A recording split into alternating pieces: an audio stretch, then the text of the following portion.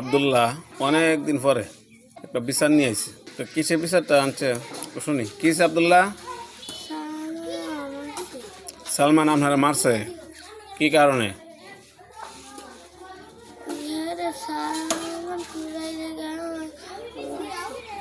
কি হচ্ছে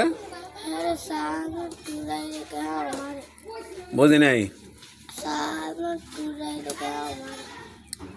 সালমান টোয়া ও সালমান টো দেখছেন কারণে আপনারা মারছে। এ সালমান এর মারছেন কেন? আব্দুল্লাহ আপনার মারছেন কে?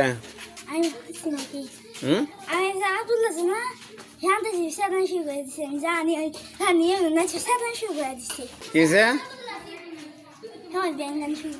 আপনার ব্যাঙ্গান কে?